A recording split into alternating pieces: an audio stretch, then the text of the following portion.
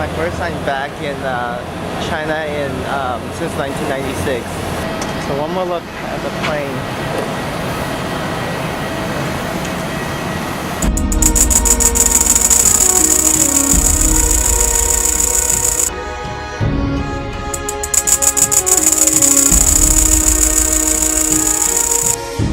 In this episode, we're going to show you how you can obtain a free 72-hour Chinese visa, climb the Great Wall of China for free, as well as some of the more inexpensive tourist attractions in Beijing.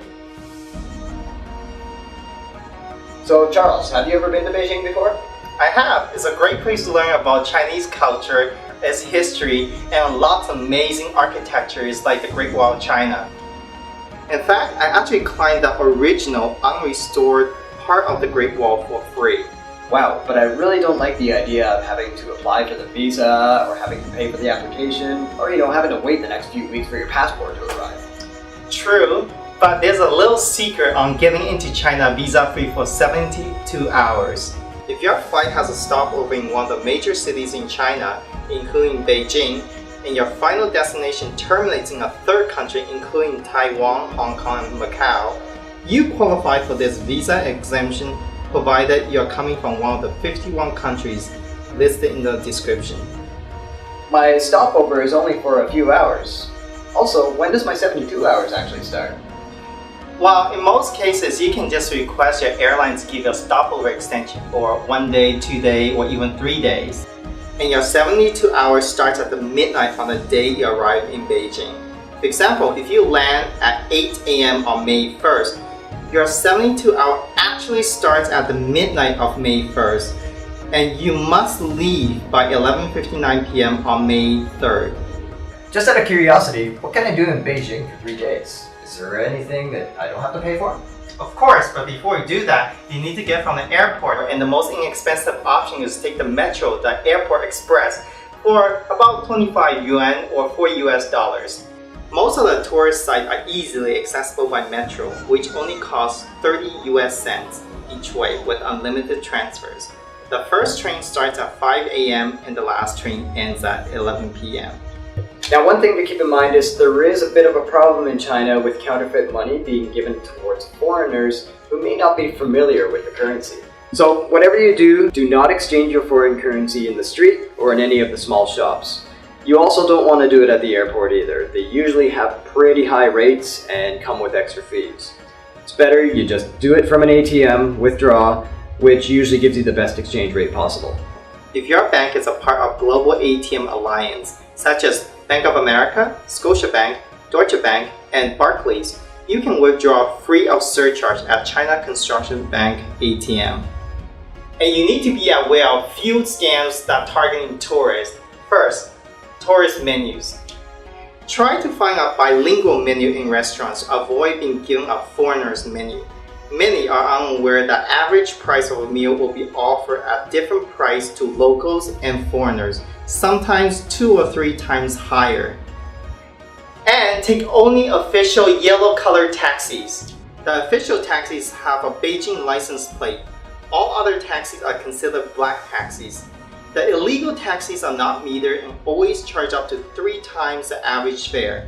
They often stop at the middle of nowhere to demand money from you in advance. Also, tea house scams. Gotta be careful of these. You're walking down the street and suddenly you're invited into a tea house by a lovely lady who wants to have tea or coffee. And then suddenly she disappears into the back room, and then you end up paying nearly about $100 for just one little cup of tea. Enjoy. Also, scalpers. They usually claim to have cheaper tickets. Most of the time they're fake. And lastly, Beijing is one of the pickpocket capitals of the world. So what we recommend is you pick up one of these nice little money belts. It costs about $5. With that being said, let's first visit the famous Great Wall of China. The cost of admission depending on which section you visit. In Dalian section, even a cable car is available. But most people do not know is there's part of the Great Wall that's free to visit called Janko. Now, before we show you how to get to Janko, we gotta warn you about a few things. This section is one of the most dangerous parts of the wall to visit given this state of disrepair. Also, for safety reasons, make sure you go in the group and not on your own. And once again, avoid the black taxis. Make sure you go early, but always make sure you're also up to date on your bus schedule. With that being said, this section of the Great Wall offers unique style, steep mountains, and beautiful scenery, a very photographic place. From Dongzhimen Metro Station, take the bus 936 to Yangtze Handao in Haiyu District. Transfer onto the bus to the Jinko Great Wall section. This particular bus runs from 10 a.m. to 3 p.m. From there, enjoy the 2-hour breathtaking hike up and 2-hour hike down. Remember, the last bus is at 3 p.m., so make sure you get back down to the bottom and catch your bus. Otherwise, enjoy your camp out. And if climbing the Great Wall isn't really your thing, you can also do other tourist attractions such as the National Museum of China. The museum includes ancient Chinese currency, jade, bronze art, porcelain art, and Buddhist sculptures. And if you're into evolutions like me, you can visit the Beijing Museum of Natural History. Here, you'll find dinosaur fossils discovered in China, the Peking Man, and various rocks. The ticket are 10 yuan or $1.50 US. And if you're into sports, you can visit Olympic Park, where you can see the exterior of the buildings for the 2008 Beijing Olympic Games, and Olympic Forest Park as well.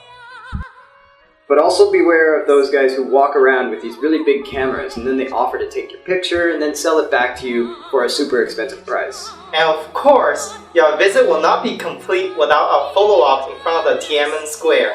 And remember, avoid those guys with big cameras. And those who are interested in getting a good deal on antiques may want to visit the Beijing flea market. And remember, with this rule, haggle hard. You want to go low as possible. One of the biggest tourist attractions in Beijing is the Palace Museum or the Forbidden City, the home of the Emperor. As of 2015, tickets are approximately $650 to $950 US.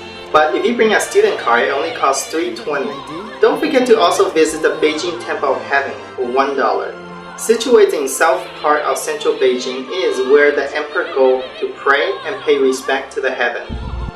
And for those of you like me who get the munchies and you want to snack out, you can visit Keeman Street, where you can pick up some authentic Beijing snacks. If you want to find out the traditional living area of locals, visit the hutongs. It literally means narrow street or alleys, commonly associated with northern Chinese cities. The best preserved hutongs are located in Xincheng District and Dongcheng District. And now you know some of the great places that you can visit that are free and inexpensive during your stay in Beijing, and we hope you have a wonderful time. And don't forget to like, subscribe, and comment on our videos. And follow us on Facebook, Twitter, and Pinterest.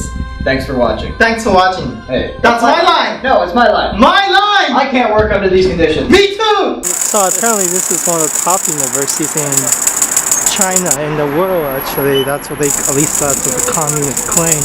You know, little zoom in.